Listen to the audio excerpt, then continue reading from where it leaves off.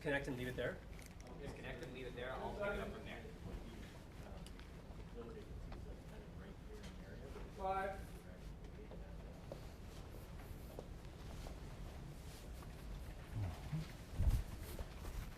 Good evening. I'm Chris Ensing, the host of CBC Windsor News at 6. Once again, a little bit different than what you're usually used to. A reminder for our audience, last night CBC made the decision to turn our 6 o'clock local program into a network show. It's something that will continue to give you coverage of what's happening in Windsor, Essex on. I'm going to be on that later tonight. But we thought we had an opportunity to really kind of change what we offer to you during this temporary switch. Now, the reason it's switching right now is because of what's happened with COVID-19. A lot of people at home are dealing with changes. We here at the CBC are as well. We'll get to that more in a minute, but right now I want to give you the latest update of what you need to know here in Windsor, Essex. We can tell you that as of late this afternoon, there were no confirmed cases of COVID-19 in our community. And we want to continue reminding people that the latest information you can find on that is at cbc.ca/Windsor. A reminder again about what's happened in Chatham-Kent, where 2 COVID-19 cases have been deemed positive, and those were announced yesterday. Bringing it back to our local health unit, this morning they had their daily update. It's something that they've been doing again and again and again. We stream that live on our Facebook page. You can find it like we're asking right here, right now. What they announced is similar to what they've been talking about before, the idea of social distancing, self-isolating if you're coming back. One big thing that they've talked about is the idea that if you're coming back and you live in Windsor and you work in an essential service, they are asking you to isolate for 14 days if that's for a vacation-related travel. The other big thing that's happened today, some clarity on the border between the United States and Canada. Now, we've already told you about the closure of the border to everybody except for essential staff or essential people who have to go for urgent careers, people like truck drivers, people like those in the healthcare industry. We can tell you that that will be put in place Friday evening. Justin Trudeau, the Prime Minister, announcing that earlier this morning. He also clarified something else. We've been getting calls in our newsroom and people asking and wondering if they're coming back from a travel or a trip in the United States, driving to the border, are they going to be denied? No. That's what our Prime Minister is telling us. He says that those types of people coming back through a land border will be asked questions. They're going to go through the COVID-related screening that people have been asked about as they enter in by CBSA agents. But they'll be allowed to return back to their hometown. And it's a reminder that you must self-isolate, according to public health officials, if you are traveling back from an international destination. That's been something that was really at the top of Chatham-Kent's mind today. And we heard from their public health unit about some issues about social distancing and self-isolation. Now, we're going to bring in the CBC's Sanjay Maru now. Before we do this, can you put your hand out for me? Yes. Right about there. So this is about as far as we've been trying to maintain our distance. Exactly. Yeah. On TV, things look a little bit different, but this is how far away we should be. Exactly. What is happening in Chatham-Kent, the place where 2 COVID-19 travel-related cases have been announced? Well, we heard from Chatham-Kent's medical officer of health, basically speaking out that some residents aren't taking these self-isolation measures as seriously as they should. Today, reiterating that anyone who has entered Canada from outside the country since March 3rd or later needs to self-isolate for 14 days from when they arrived. Now, the exact words from a statement from the medical officer of health: please take these warnings seriously. Today, we heard from Prime Minister Justin Trudeau warning that measures to contain the virus, they could last for weeks, maybe even months. And that means multiple business closures. Now, here in Windsor, we understand bars, restaurants, nightclubs ordered to close with concerns of people being gathered too closely together. But other businesses here in our city, they say they're unable to do that, specifically with barber shops, which gets very interesting because this is a type of business where social distancing can be very difficult, considering you have to, let's say, cut a person's hair. You're going to have to get right up to the customer. And I actually went door to door to some of these barber shops today, and one in particular, the owner of Rabbi's Barber Shop on Wyandotte Street, he tells me that while he understands there are concerns about social distancing, there are bills that need to be paid. As much as 50%, he's seen a customer reduction in that shop, and he says he tries not to touch the customer when he can avoid it. But of course, as I mentioned, social distancing being a problem when you have to cut a person's hair. He is remaining optimistic, however. He says he is going to stay open for as long as he can. However, if it's a situation where he has to wipe equipment down more often, if he gets concerns from customers, he'll adhere to whatever he can, but ultimately he just has bills he has to pay. No, absolutely. I can understand the pressure that people are facing. Obviously, I'm not a small business owner. This is something that I noticed, though, in my neighborhood, right? I'm seeing the restaurants that I used to go to close down. Exactly, I'm seeing these places saying, we're not available at this time, or use our dine-in or takeout option, which has really been a big change as well. As far as other things that you've started to notice just around the community, when you come in to work during the day, what's the vibe like out there that you're seeing? There's definitely some concern there. You know, when I was driving out to those barbershops, you see people walking down the street. Very hard to find groups of people. You might find them far and few, but for the most part, you'll see one person walking down the sidewalk, another person far away from the last person you saw. So definitely measures being taken, but obviously, according to the Chatham-Kent Medical Officer of Health, not enough people out there are taking these measures seriously. Thanks for this, Sanjay. We're also seeing that in our comment section as well. We just want to remind people that we do have the mayor of Windsor standing by, Drew Dilkens. He'll be taking some of the questions. So if you have a question for the mayor, feel free to leave it in the comment section. We can't get to all of them. Obviously, he's got a lot of things on his mind, a lot of things that he's handling, and a lot of things that we've got to get to here as well. As we continue to cover the COVID-19 situation, we do want to remind people about a special weather statement that is in effect for the really southwestern Ontario. That's one of those spring storms that we've heard about. That's going to be coming through, and something that we're going to want to pay attention to, especially in Erio. That's where 500 people are sitting inside of a community that if a dike breaches, we were there last week on the Monday, if that dike breaches, it could turn that place into an island. They're still in a state of emergency. It's still something that we have a close eye on, and we'll keep an update with that, if you can find it on our website, cbc.ca/Windsor. Another interesting thing that has popped up and has really kind of struck me when I spoke with him earlier today. There's a Windsor man in Morocco who has been told that he's tested positive for COVID-19.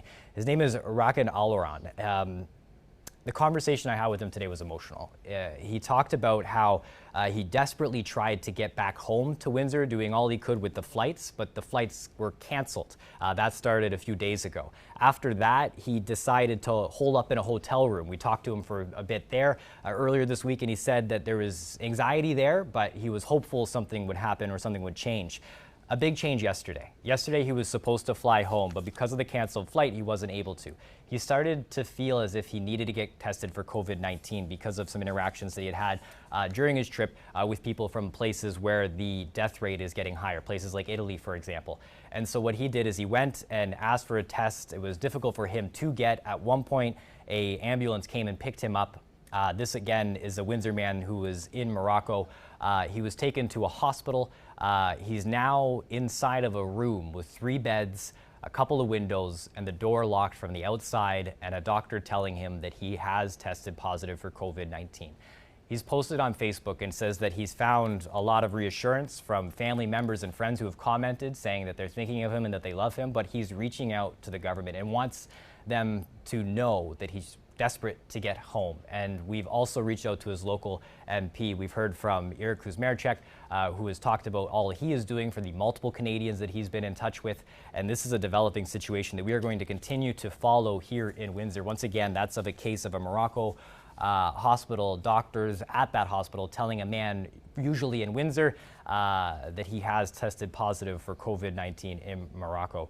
What we're going to do now, as we had told you earlier, is go over to the screen here. Things are a little technically difficult and different, so you're going to see a different view here as well. But as you can see, we've got Mayor Drew Dilkens here. Mr. Mayor, thanks again for joining us. I know things are a little bit unusual, I think is safe to say, considering everything we've all been through. How are you holding up here as we get you set up technically? Yeah, everything's fine at my end, Chris. Certainly working very, very hard here. Been on the phone all day for the last 3 days, dealing with media questions, dealing with city council, dealing with the emergency management group of the city and all of the administration. And as you can see, so many things changing just over the last week and certainly in the last few days as well. We've heard some announcements from the City of Windsor as it relates to different changes in services. Today, there was more that came out from City Council. What has been done effectively today for businesses and for local residents? Yeah, so today, Chris, was really about rationalizing the service and the way we deliver our services. So, of course, everyone would expect that EMS and police and fire and garbage collection are going to continue. That doesn't change. But where we have online capabilities, we're really trying to drive people to do service online and send staff home to self-isolate or just to spend time at home away from the public, away from their coworkers, and just to work from home. So we're really implementing that work from home policy right now and closing City Hall to the public to give everyone a chance to just step back, stay home, wash your hands, and keep some social distance. We've been hearing, and we're just going to go through the comment section here as well, understanding that this is a live interview. People are leaving some of the comments here behind. We've got a question here wondering, Mr. Mayor, from Monica, please shut down non-essential services, mall, car dealerships, salons. Is that something that you have authority to do? Actually, I don't, and that would have to come from the medical officer of health. They have the power under their particular legislation to take more drastic action, or from the premier, or federally even. But as a mayor or city council, we have no jurisdiction and no power or authority to do and to undertake those kinds of closures. We've been hearing about concerns about the restaurant industry, especially we've heard from the Chamber of Commerce talking about the hit that this could have. What are some of the relief options for them, or some of the calls to action as far as it relates to, our places where we go to, sit down and have a family meal, but now that option is not there for us? Yeah, I'm concerned about them too, Chris. And certainly, as I said before, in 2009, when the federal government, the province came to help sort of those that were too big to fail, our auto companies and banks, and really help sort of prop up the economy. Really, it's now about these small businesses, including our service businesses, that are just too important to fail. And it's about trying to make sure that the supports are in place. We're going to do a number of things on the city front. Certainly, the Prime Minister came out with a very, very dramatic package and suite of options available yesterday that a lot of these businesses will be able to tap into. But I'll tell you one thing we're going to do from the city front, and I'm initiating it here through my social media, is Takeout Tuesday.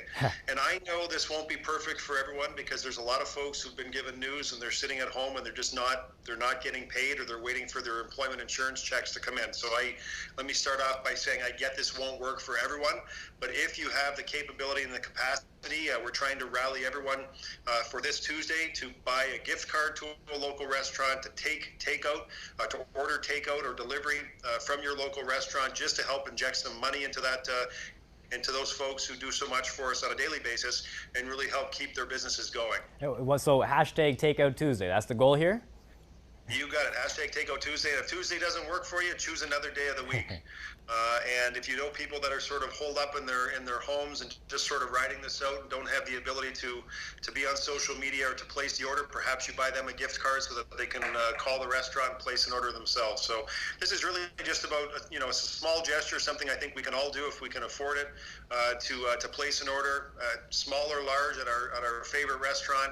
I think I'm told that DoorDash and Uber Eats, the delivery is free for a lot of these services. So just do what you can. I know it's not right for everyone, but to the extent you have the ability to help, Takeout Tuesday would be a great gesture. Takeout Tuesday certainly sounds like something people will start to get the hang of. The other thing that people are asking about here as well, we got a message from Karen I apologize here, I got some emails coming in. What's going on with the city buses? Are they running? Are they clean? And are we still offering that Transit Windsor service into the United States?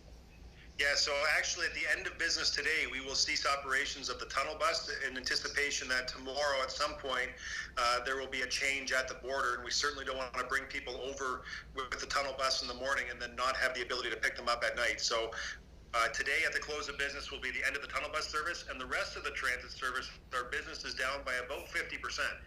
And so what we're looking at doing is rationalizing the service to make sure that we're operating on the routes that people expect us to operate on, that we're not running empty.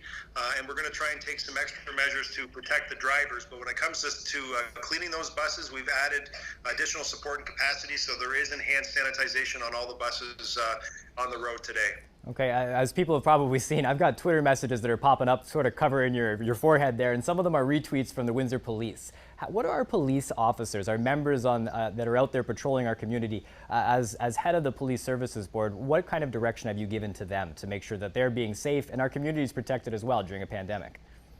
Yeah, so, as I said, police, fire, ambulance, garbage collection, sort of essential services, they are going to continue to operate no matter what happens through the next few weeks or few months here. But of course, making sure the men and women who work for the Windsor Police and the other services as well, they have to be safe. If they get sick and get COVID-19, or a family member does, and they have to be home to take care of them, that does no one any good. So we're doing our best to keep those folks safe and making sure that they have all the personal protective equipment that they need in order to do their jobs in a safe way. Hand sanitizer as well. Just making sure that all the tools are available for them to continue to work in a safe and effective manner. Do you know how many, or have a sense of how many police officers or firefighters have had to get in that self-isolation mode because of travel, or are they part of that essential service where the health unit has been able to work with them to get them back? Well, that's a really great question that you ask, and this seems to be changing by the day. So yesterday, our medical officer of health actually made a retroactive decree that basically said as of March 14th, now we rolled the scale back a few days, as of March 14th, if you have been out of Canada, that even if you're an essential worker, that you need to self-isolate upon your return. So I think we need to really evaluate that. I don't have a number with precision for you at this time, but I know the chief, talking with her multiple times every day, is looking at that and trying to determine what the numbers look like to make sure that they can still staff all of the platoons in an effective way. I want to go back to the Facebook comments that are coming in here. Michelle and Dan are wondering about property tax relief. I believe that you had sent out, or the city had sent out something for March. Do I have that correct? You do. So what we're doing is waiving the penalties. So if people weren't able to pay in March, we're not going to charge you a penalty. We realized that this was a sudden impact that happened basically over the course of a week to a lot of families. So we're cognizant of that. City Council approved a waiver of that charge. And we're looking at additional measures as well, and anticipating that this is going to last for possibly several months. And so much like the federal government, who's trying to really allow Canadians to keep money in their pocket to deal with the short-term issues that come up, whether it's insurance, whether it's groceries, whatever those short-term needs that you have, rent, mortgage payments, all of those things, we're trying to see what's possible and feasible within our structure, our government structure, to see if we can provide some additional support, recognizing that municipalities, of all the taxes Canadians pay, only 7 cents on every dollar goes to a municipality. So we're the level of government with the least amount of capacity to offer these types of things. But I have asked our administration to run some modeling to see what else we can do, and we'll have more information probably next week. One question that continues to pop up here, it's something that we've been looking at locally with our public health unit, is that assessment center and who gets a test and who doesn't. Now, I know that you're not in charge of that, but it is something as a community leader that you've been keeping an eye on, I'm sure. To your knowledge, how has that assessment been functioning? How do you feel about the way things have been run? So let me not sugarcoat this in any way. There are not enough test kits available to serve all of the needs of Canada or the United States currently. And so to the extent that we have limited supply here in the community, the assessment center and David Moucher and his entire team over there are doing a fantastic job at Windsor Regional Hospital, trying to really figure out who the patients who arrive really are the ones that most at risk that get the test. So if you have the sort of the indicia that would be obvious, like you've been out of Canada, you have a fever that's intermittent, you have a cough, all sorts of different factors that seem to be fairly common for those who have COVID-19. Those are the folks that they're trying to prioritize to give the test to. And so I know that frustrates some people in the community, and you're right. This is not a function of the City of Windsor, the Mayor and Council, and I've read some comments too where people are sort of assigning blame at our feet, but we have nothing to do with the running of hospitals and healthcare. But I get the frustration, and I get people are saying just test more people, and you'll get numbers that show that COVID-19 is in the community. As of today, there are no reported cases of COVID-19. All of the tests so far have come back negative, which is very, very positive for the community. And it's my hope that, listening to the Premier talk today, that they will be rolling out additional assessment centers. I believe he said 25 throughout the province of Ontario, that will necessarily require them to get additional test kits in order to open those assessment centers. And so I know more is coming. It just isn't here fast enough, and I get the frustration in the community, and I feel for you. I mean, I feel the frustration. I wish there was something we can do, but there really is nothing that the mayor and city council can do except advocate for more test kits to be sent to our region. And on us as the media, we're following up on these conversations that people are having. Like you said, we're seeing the same things on the public comments asking, why am I not getting tested? Why am I being denied? We are looking into this. The health briefing every morning at 9 o'clock is a good place for information there as well. Mr. Mayor, just before I let you leave here, I know you've got a lot of things on the go. There's been a call to action for our manufacturers in Windsor, Essex to start making healthcare supplies. And later today, we heard about what Hiram Walker is doing. They're going to go from whiskey to hand sanitizer. How does that make you feel to see our community stepping up that way? Well, listen, we are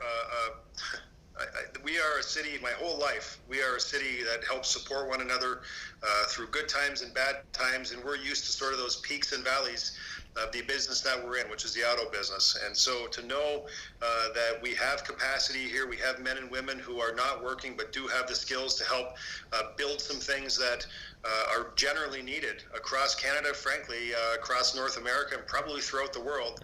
It's very, very positive to know that. And then a company, of course, like Hiram Walker, who's been here for more than 160 years in continuous operation in our community. The call when they called me and said, listen, Drew, we want to talk about making hand sanitizer in the distillery. How much could you use? And I said, how much can you make? And the conversation just took off from there. We had more conversation today.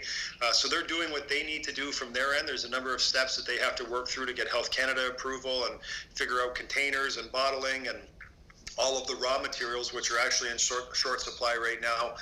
So they're working out the logistics on their end, but certainly from a city perspective, good corporate citizens, and the fact that they reached out and said, hey, we want to help in some way, is just a great sign of the support of the business community here and the men and women who work in those factories as well. I just took a quick scroll through the Facebook comments one more time, and there was a question about what's being done for some of our more vulnerable people. The Downtown Mission Street Help, the people who are looking after those who are experiencing homelessness. What has the city been able to do or help or add to for the measures of those who might be going through this pandemic without a place to live tonight?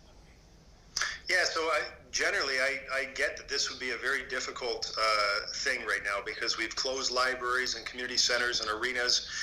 Especially on the library front, you see a lot of folks who don't have a place to go during the day going to the downtown library as an example.